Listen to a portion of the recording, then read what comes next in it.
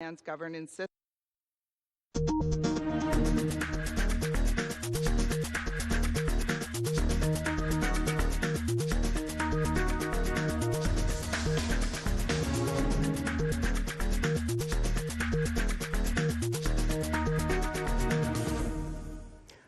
Hello and welcome to Shaka Extra Time. My name is Jackson Mvunganyi and I'm here with Peter Clottey sitting in for Shaka Sally. I'm sitting in for Paul Ndiho. Peter will be answering your questions, questions that you submitted online. Peter, how are you today? I'm well, thank you. How are you, Good to see you. Good to have you again on the show today. So let's start a couple of big stories happening on the continent. Let's start off in Norway, where Prime Minister Abiy Ahmed of Ethiopia is currently receiving his 2019 Nobel Peace Prize. Let our listeners know, our viewers know, why he's receiving this very much coveted prize. Well, the Nobel Peace Prize is a big deal for any recipient, and for Abiy Ahmed, the Prime Minister of Ethiopia, it is a big deal because Ethiopia and Eritrea had been at each other's throat, basically at war. Although there is peace among them, they have been at war. So brokering that peace deal was a diplomatic masterstroke for him. And he came out, made a whole lot of changes in Ethiopia. Internal changes in Ethiopia, yes, right. Yes. Now, apart from that, the diplomatic gesture that he made towards Eritrea eased the tension between the two neighbors. Basically, they eat the same food, same people, as same some people culture. Say. Right. You know, so that eased tension in the entire Horn of Africa region. It created some political stability and peace within the region, and borders that have been closed between Ethiopia and Eritrea were suddenly opened. Abiy Ahmed went to Eritrea as part of the gesture. And then you have Isaias Afwerki also going to Ethiopia after more than 20 years. Yes, you know, so it is a significant step. So the international community saw the gesture he has made, and the peace somewhat has been maintained or restored between Ethiopia and Eritrea. It was obvious that he was the obvious choice. So it is a big deal, not only for Ethiopia, but for the entire African continent. But the ceremony itself was not without its own controversy. Prime Minister Ahmed was said that he did not want to speak to, talk to the press. Right. Do you know anything about why I've he had heard reservations about speaking to the press? I've heard a lot of some of his opponents are saying that this is a big deal. This is a platform for which he needs to express his opinions about things ongoing. He also has written a book about synergy, Medemir, as they call it. Right, his political philosophy. Right, Medemir, so people would think that this is a platform he could use to explain to the international community and to the rest of Africa about the need to transform and have a new way of thinking about embracing the tenets of democracy and unity and synergy and improving the lives of the ordinary African. Right. This, they said, is a missed opportunity. It's a missed opportunity. Let's see what comes, if he changes his mind in the near future. Because Ethiopia is only like 6 months away to a very important election in 2020, May of next year. So this would have been a great platform for him to explain his political philosophy, the political philosophy that is that kind of counters that ethnic federalism political philosophy. And but, he is still very much a transformational figure, and many agree that he did deserve this. Let's go to South Sudan, a country that we spoke briefly a little bit about. South Sudan rebel leader Riek Machar arrived in Juba today, Tuesday, where he'll be meeting with President Salva Kiir. What is he doing in South Sudan? What is he doing in Juba? Before coming into the studio, I was speaking with Pog Baluang, who is a spokesman for the SPLM-IO, or the Sudan People's Liberation Movement in opposition. And he was telling me, although he arrived today in Juba, the meeting is scheduled for tomorrow, where he's supposed to interact with President Salva Kiir to find ways of implementing the revitalized peace agreement. We know that despite the extension of the pre-transitional period, the progress hasn't been there as people anticipated. IGAD recently IGAD heads of state, a regional bloc, called the two together to try to find ways of implementing the revitalized peace agreement, but it seems things not to be moving smoothly. So as they come to the end of the 100-day time frame, remember when they, was it a couple of a month ago? Yes, a month ago, when everybody was like, you know, we kind of doubt if you have not been able to achieve peace in this long, you know, what is 100 days going to do? And now we're coming to the 100-day, you know, deadline. What are some of the sticking issues in this conflict that these people are not able to agree upon? Right. The main sticking issue is the settling of these armed groups, or the so-called rebels. You know, they have so many of these groups that are going on. So it's not just the SPLM-IO? It's not the SPLM-IO. There are other armed groups. So the promise from the central government in Juba, led by President Sowore, is that he's going to provide $1 million that will help in resettling these people and incorporating them into the army. Into the national army. Into the national army. Right. That has not been met yet, which is dragging on and creating instability. Sometimes you have ordinary people being caught in the crossfires of the tension and the conflict that is ongoing. And that is why IGAD called them to find out what the real problem is, provide the needed funds so things can move forward. As we speak today, the $1 million promised by the central government in Juba has yet to be made possible. Has not been yet dispersed yet. So now that the money is not in, things cannot move forward. Right. So now the peace deal has stalled. What's the date today? Well, that's the 12, like how many days before the... We have less than 3 weeks for the expiration of the pre-transitional period, which was extended for 100 days. And that is it's quite possible that even if they disperse the funds right now, it may have to... And so we are looking to another extension. Yes, the whole point is that this pre-transitional period will be hammered out so that there is a transitional government that will be established.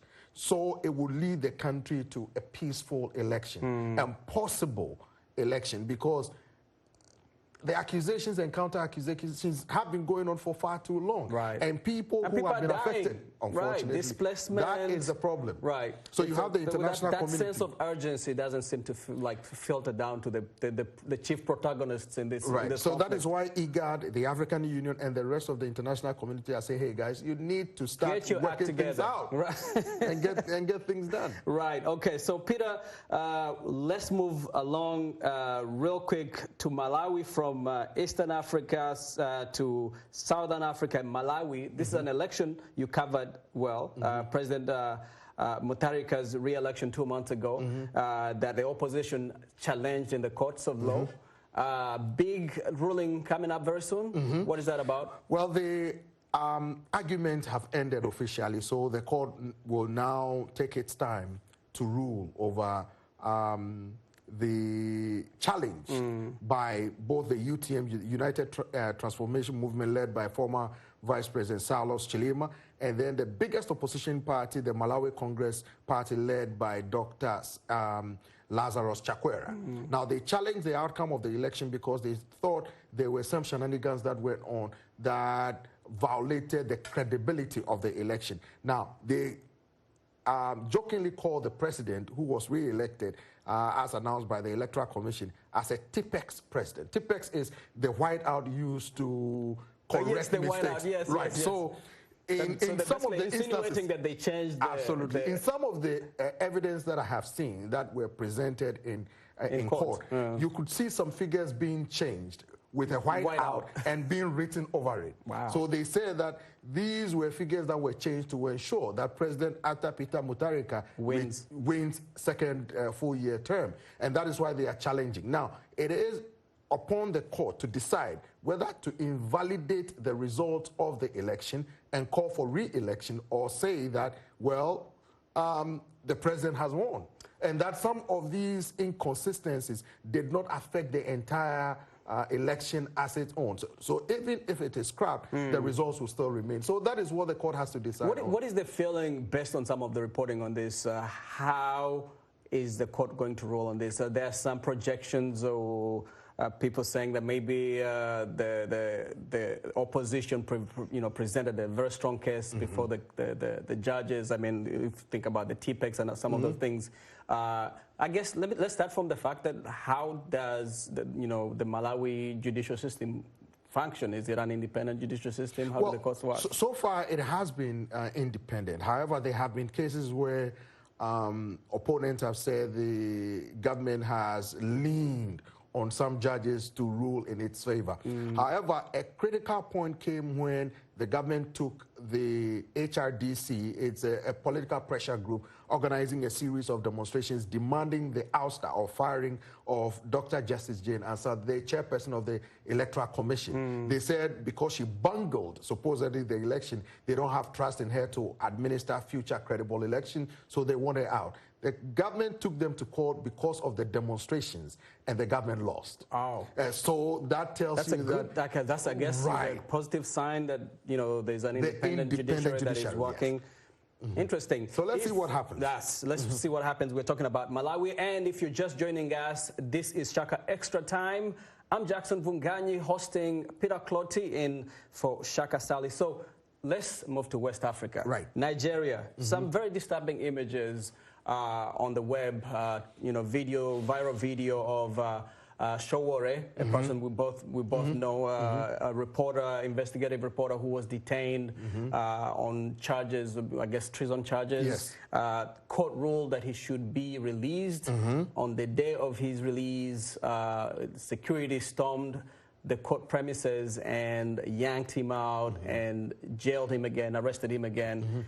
What is your take on this story? Well, what is happening in Nigeria? Omoyele Sowore was the presidential candidate for an opposition party, challenged President Muhammadu Buhari for his re-election bid.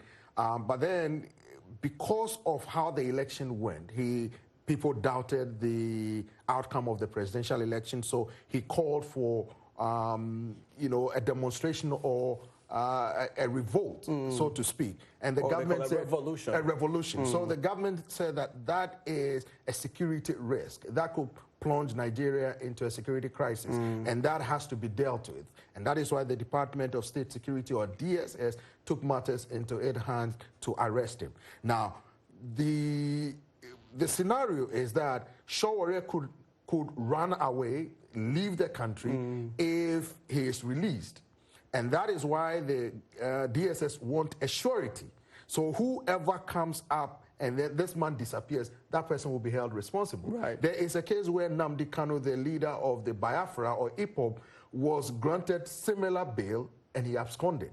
And that, I'm told, embarrassed the state security apparatus. So they supposedly don't want to commit a second offense at this. They don't want to be taken for granted again. And that is why they are ensuring that Sowore is dealt with. But I spoke with Showore's lawyer, his name is Femi Falana, who said that a court order is a court order, irrespective of whether you agree with it or not, has to be respected. So they filed a suit. Right. They filed a suit against the Director General of the DSS as well as the Attorney General, because the Attorney General, who is in charge of enforcing laws in the country, has not stepped up to the plate. Has failed in his job, I guess. Absolutely. And that is why Femi Falana is saying that this appears to be a banana republic, his words, not mine, and that this has to be respected because Nigeria, he said, respected a judgment against the country in a British court. So why is the government not adhering or sticking to the rule by a court? Now, when the agents went into the courtroom, it forced the judge to suspend all activities of the court for that day. Right. And that, they said, undermines the very essence of the independence of the Nigerian judiciary. But what is the subtext in this story? I mean, it doesn't seem to me that, and to many people, that Sowore, presents any kind of danger to the Nigerian state. I mean, calling for a revolution. This is a guy who has been very critical of that government for many years, and not just that government, but just of the Nigerian, the subsequent governments. He heads Sahara Reporters, an investigative media organization, does a lot of groundbreaking work in exposing corruption in that country. Is the subtext here that Buhari is going after his, somebody who has been critical of him and his government? Well, those are same sentiment expressed by supporters of Omoyele Sowore. However, when I spoke with al-Bashir, who is a spokesman for the president, he said, anywhere in the world, the government will not tolerate anybody that is calling for a revolution, basically to undermine a legitimately elected president in a democracy. That is undermining all the Constitution and subverting the Constitution. So it takes it away from just a mere political stunt to a security issue, because Nigeria has experienced a series of coups d'etats in the 80s and then the 90s. So they don't want to go back. So anybody that threatens the territorial integrity of Nigeria has to be dealt with, and that is what is happening. So even mere words of saying revolution, that is a threat enough. Well, if you're just joining us, this is Shaka Extra Time. Remember to like the page, subscribe, share, and leave a question and comment. If you have any questions for Peter Clottey, leave them on the page below so that we can answer those questions. Peter, let's go to Kenya. We'll go back to East Africa. Right. Another story that was, that made a lot of headlines was the flamboyant governor of Kenya's capital. They call him the gold-loving governor of Kenya's capital, Mike Sonko. Character himself was recently charged with 19 counts of graft, corruption. Now, Kenya, I think it was this year when the Minister of Finance, right, Henry Rotich. Yes, he was arrested also. Are we seeing Kenya actually living up to the promise that Kenyatta made to fight corruption? Finally, President Kenyatta said corruption is a national security threat.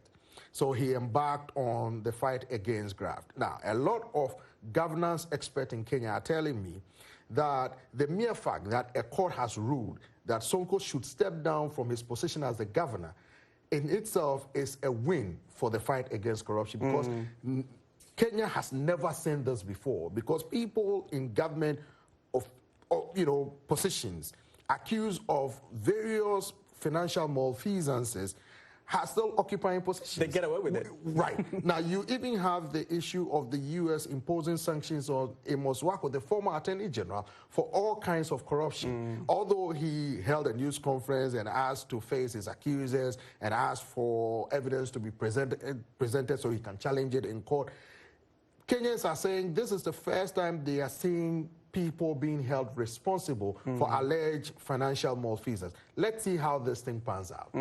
How do you think it's going to pan out? Well, it appears that the government has a solid case, and if the... What are some of the 19 charges that he took money that was meant for public use? Not only that, contracts were awarded to family and friends that benefit him.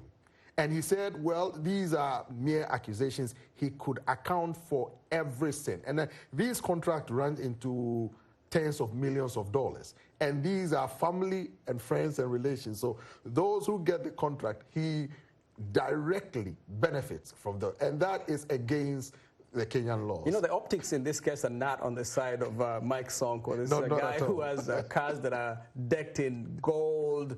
He's a very flamboyant dude. So it's going to be interesting to see how he, he argues his case in court. But this also goes into President Kenyatta's fight against corruption. If nobody is nailed or prosecuted, and jailed for these, it will not serve as a deterrent. And the man, President Kenyatta, campaigned on it.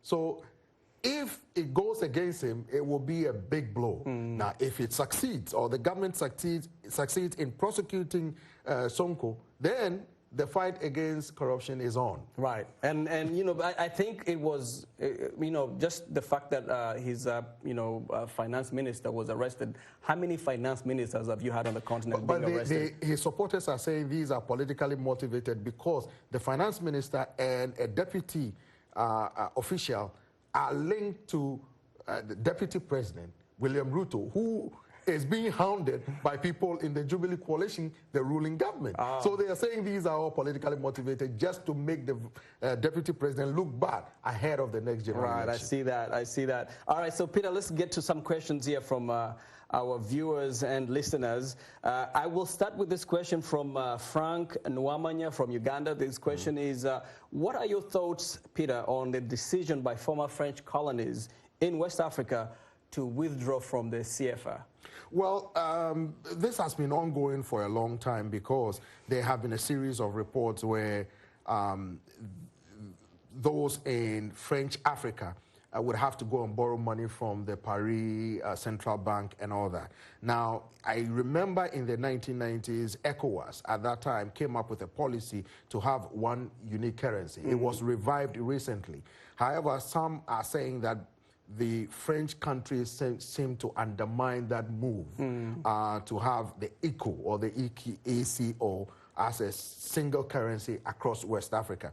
Now, so the ECO would replace the CFA? Not only CFA, it will replace all currencies in West Africa, like the Nigerian Naira and Kobo, the Ghanaian Cedi and Pesos, the Sierra Leonean or Liberian dollar. It will replace everything. So they will have one single currency because West Africa at this moment has one single passport. Right. You know, so those in the 18-member region has one single passport. So with and that that's passport, a way to create a single marketplace, you know, have a single currency. So they had this move before even the African Union took it upon itself to have one single platform to do business. So people are saying, why aren't you having this? But they blame the French for undermining that. So what is France doing in terms of undermining these countries as they try to cut the cord?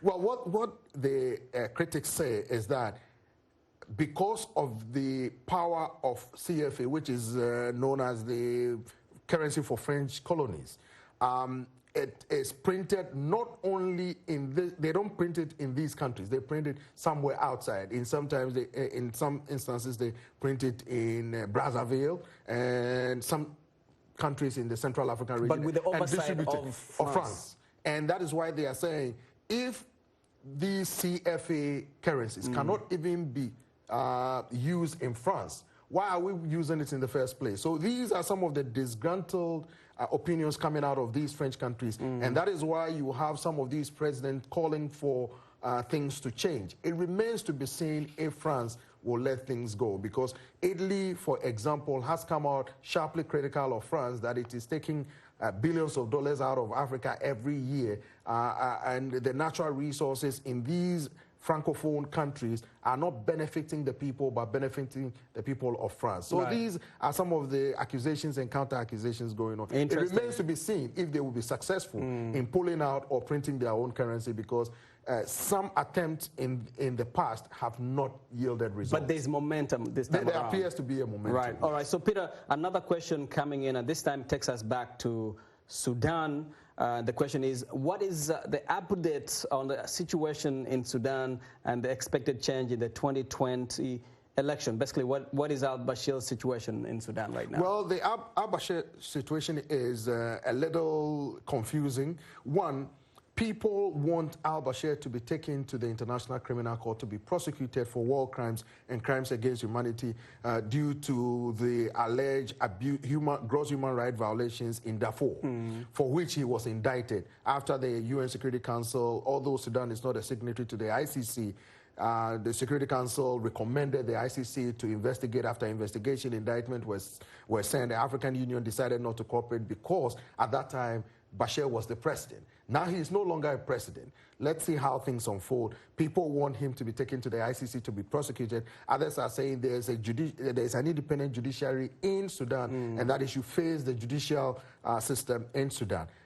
Some are also calling for him to be prosecuted for leading a coup d'etat against a legitimately elected president, for which he came to power. Right. So there are a lot of things going on. When the Prime Minister Hamdok was interviewed about the situation of Bashir, he said, well, Bashir needs to face justice first at home, and then people will decide whether it is prudent for him to be taken to the ICC to be prosecuted, because the ICC can only come in when the local country cannot really administer an independent judiciary system to prosecute people who have been accused of gross human right violations or war crimes or crimes against humanity. The system in Sudan is saying, we have the capability to do that. Leave it, let us do it. Yes. Hamdok, we should mention, was in the U.S. with a couple of Sudanese leaders, and it's very interesting to hear him talk about this issue, because everybody wants to know what is happening with al-Bashir. We're running short of time, but Peter, we have a couple of questions that's still coming in on our Facebook Live. Again, if you're just joining us, this is Shaka Extra Time. I'm Jackson Mvunganyi. That is Peter Clottey. Peter is answering your questions as they come in.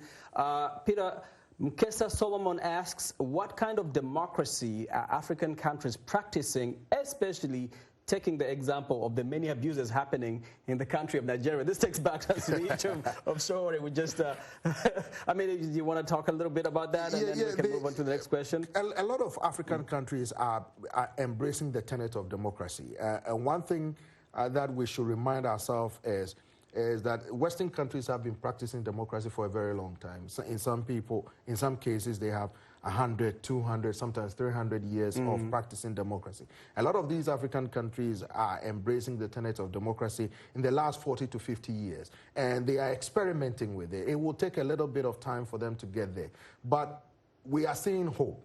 We have seen Senegal change hands. We've seen Ghana. We've seen Nigeria change hands from one political party to the other. Botswana is also a stable democracy, of course. South Africa and the likes. Now, in the case of Eswatini, the king said they are practicing monarchical democracy. It remains to be seen what that means.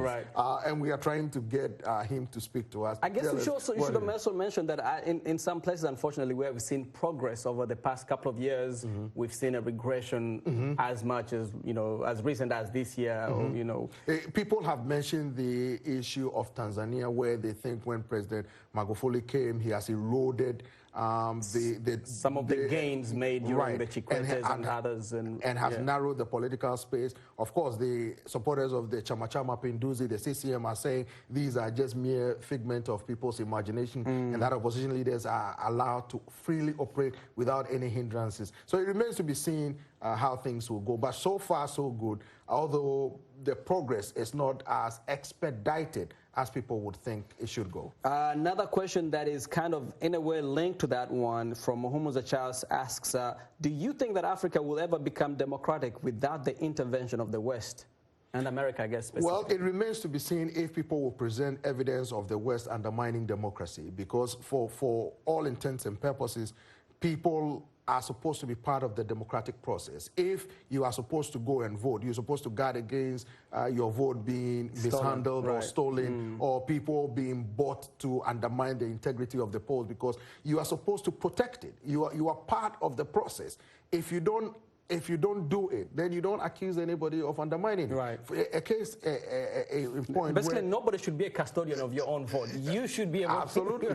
When you vote, you stay there to ensure that the votes are counted properly by the presiders of the vote, and then you make sure that people report the accurate figures. So when figures are wanting, then you can say, something happened here. Then you can go to the legal process to have it redressed. Let your vote count. Peter, we're coming almost to the end, and I want to get you to talk to our listeners and our viewers.